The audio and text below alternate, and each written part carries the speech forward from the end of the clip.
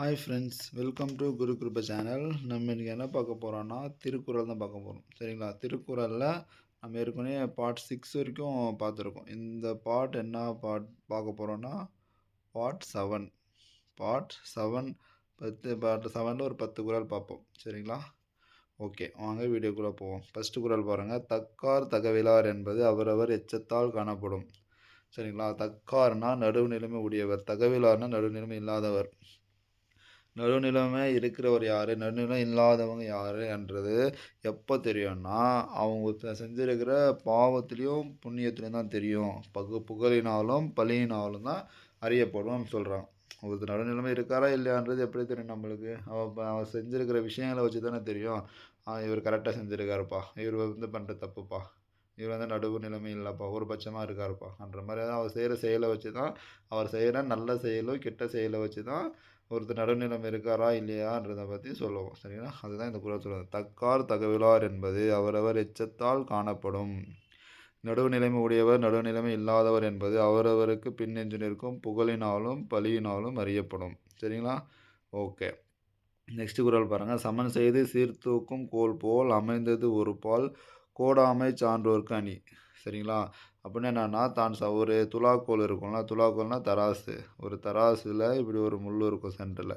இங்கே ஒரு வெயிட்டு, இங்கே ஒரு வெயிட்டு போடுவோம். சரிங்களா? அதில் அந்த வெயிட்டு போடும்போது அந்த எடையை துலாக்கோல் எவ்வளோ எடை இருக்குது எந்த பக்கமும் சாயாமல் ஒரு தலைபட்சமாக இல்லாமல் கரெக்டாக காட்டும். என்ன எடை இருக்கோ அதே காட்டும். அது போல தான் நடுநிலைமையாக இருக்கிற ஒரு ஜட்ஜாவோ ஒரு ஏதாவது ஒரு விஷயத்த கேட்டு உங்கள்கிட்ட அட்வைஸ் கேட்டு தீர்ப்பு சொல்கிற மாதிரி ஏதாவது ஒரு இதுவாக இருக்கும்போது அது நடுநிலையமாக செயல்படுறது தான் அவங்க படிச்சிருக்காங்க. ஒரு சான்றோர்ன்றதுக்கு ஒரு அழகே அதுதான்ன்ற மாதிரி சொல்ல வராரு. சரிங்களா? அதான் பாருங்கள். சமன் செய்து சீர்தூக்கும் கோல் போல் அமைந்தது ஒரு பால் கோடாமை சான்றோர்கள் தான் சமமாக இருந்து தன்னிடம் வைக்கப்படும் பொருள்களின் இடையே துலாக்கோல் சரியாக காட்டும். அதுபோல் நடுவு நிலைமையுடன் சரியாக செயல்படுவதே சான்றோருக்கு அழகாகும். இது என்னானி உவமையணி. இதுலேருந்து அது கம்பேரிசன் பண்ண அது போல் சொல்கிறதில்ல, அதனால உவமையணி. சரிங்களா? புரிஞ்சா? ஓகே, நெக்ஸ்ட் பாருங்கள். வலியில் நிலைமையான் வல்லுருவம் பெற்றான் புலியின் தோல் போர்த்து மேய்ந்தற்று. இப்போது நான் ஏதாவது பெரிய விஷயம் பண்ணணும்னு நினைக்கிறேன். ஆனால் என்னோட மனசில் தைரியம் இல்லை. ஒரு பயந்த சுபாவத்தில் இருக்கேன். அதுக்கப்புறம் எதுக்கெடுத்தாலும் பயப்படுறது, ஏதாவது ஒரு விஷயத்த செய்ய முடியறதில்ல. இந்த மாதிரி இருக்கிறது எதுக்கு கம்பேரிசன் பண்ணுறாரு பாருங்கள். அந்த மாதிரி இருக்கிறது புலியோட தோலை போர்த்திக்கிட்டு நான் போய் ஒரு விஷயத்த பண்ணுறான்றது அந்த புலியோட தோல். ஆனால் பண்ண முடியாது, பயப்படுறான்ல. அது எதுக்கு சொல்கிறது? பசு பயிரை மேய்ந்துச்சு. புலி எங்கேயாவது பயிரை மேயுமா? புளி தோலை போர்த்திக்கிட்டு பசு புலியோட தோலை வச்சுட்டு பசு இதை போய் புல்லை போய் மேயுது. அப்போ அந்த செயலுக்கும் நம்ம நினச்சிருக்கணும் ஒரு செயல், அதை செய்கிறதுக்கும் நாம் பண்ணுறதுக்கும் சம்மந்தம் இல்லாமல் இருக்குதுன்றதை சொல்கிறது தான் இது. சரிங்களா? நம்ம என்ன சொல்லுவாங்கள்ல, நாய் வேட்டம் போட்டால் குறைக்கணும், புலி வேஷம் போட்டால் சீரணும் அன்னிட்டு, அந்த மாதிரி தான் இது. சரிங்களா? நம்ம என்ன நினைக்கிறோமோ அதுக்கு செய்கிற மாதிரி அதுக்கான குவாலிட்டிஸை நம்ம வளர்த்துக்கிட்டு நம்ம செய்யணுன்றதை சொல்கிறது தான் இந்த குறள். சரிங்களா? வலியில் நிலைமையான் வல்லுருவாம் பெற்றான் புலியின் தோல் போர்த்து மேய்ந்தற்று. மனத்தை அடக்கும் வல்லமை இல்லாதவர் மேற்கொண்ட வலிய தவக்கோலம் புலியின் தோலை போர்த்தி கொண்ட பசு பயிரை மேய்ந்தது போன்றது. இது என்னானி? இல்பொருள் ஓமையணி. இல்பொருள் ஓமையணி. சரிங்களா? ஓகே. கடை கொடியது யாழ்கோடு செவ்விது ஆங்கு அன்னை வினைப்படு பாலால் குழல். அப்படின்னு என்னென்னா, இப்போ அம்பு இருக்குது இங்கே.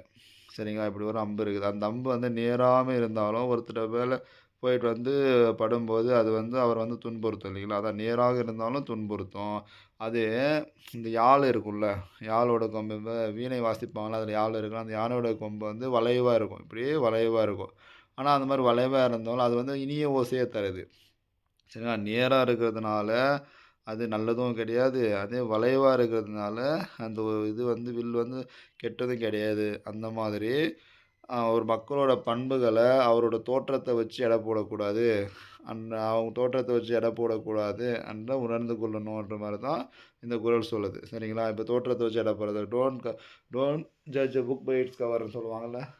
புக்கோட பின்னாடி இருக்கிற கவரை வச்சு உள்ளே என்ன இருக்குன்றதை கெஸ் பண்ணக்கூடாது அன்றது தான் இந்த குறள். எனக்கு கனைக்கூடியது யாழ்கொடு செவ்விது ஆங்கு அன்ன வினைப்படு பாலால் குழல் நேராக இருந்தாலும் அம்பு கொடியதாக இருக்கிறதா வளைவுடன் இருப்பினும் யாழோட கம்பு இனிமே தருகிறது. அதுபோல மக்களோட பண்புகள் அவரவர் தோற்றத்தில் அல்லாமல் செயல் வகையால் உணர்ந்து கொள்ள வேண்டும். செயல் வகையால் உணர்ந்து கொள்ள வேண்டும்.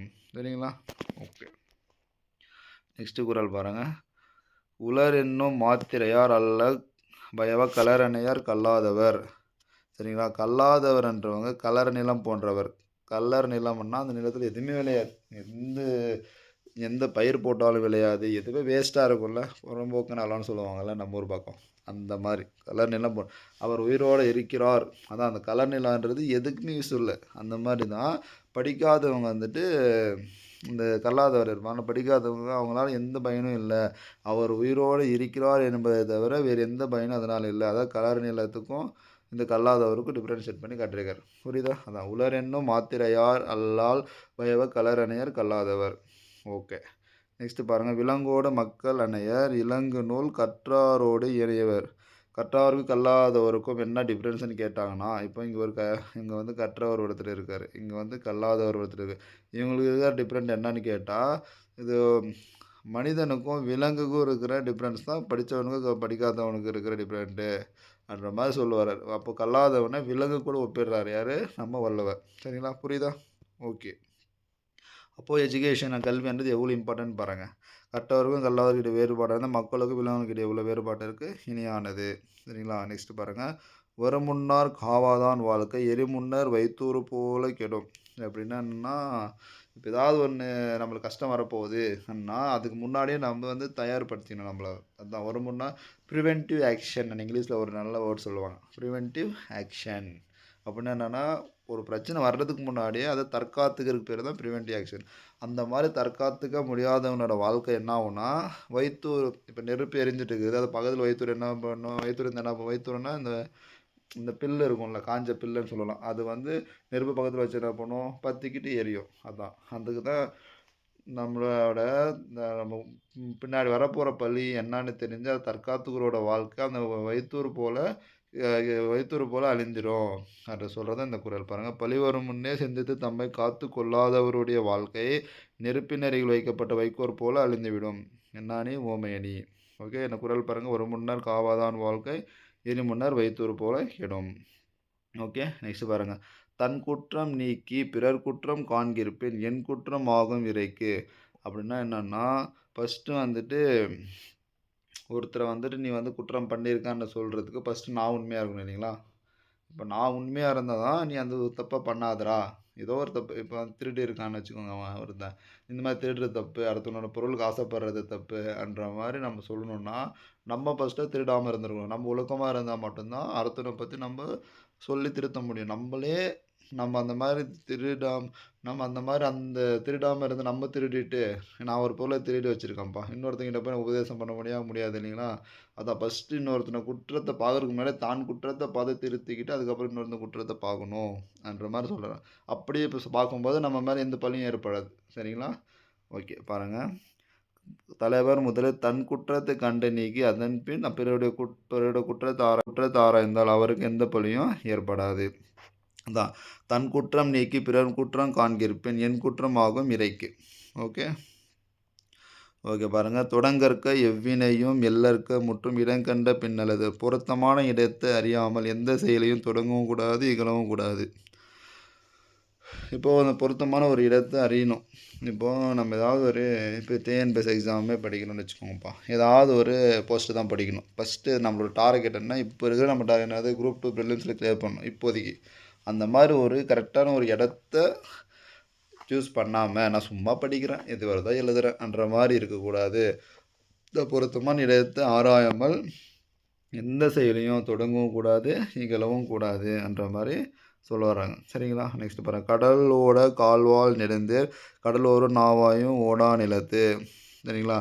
இப்போ கடலில் நடத்துக்கும் வலிமையான சக்கரை கொண்ட பெரிய தேர் இருக்குதுன்னா அது கடலில் ஓடாது, நிலத்தில் தான் இருக்கும். அதே மாதிரி கப்பல் வந்து தரையில் ஓடாது, கடலில் தான் இருக்கும். அது மாதிரி அவன் இப்போ அந்த மாரி கப்பல், அந்த தேர் மாரி, கப்பலு தண்ணீல இருந்து தான் சிறப்பு. தேரு தரையில இருந்து தான் சிறப்பு.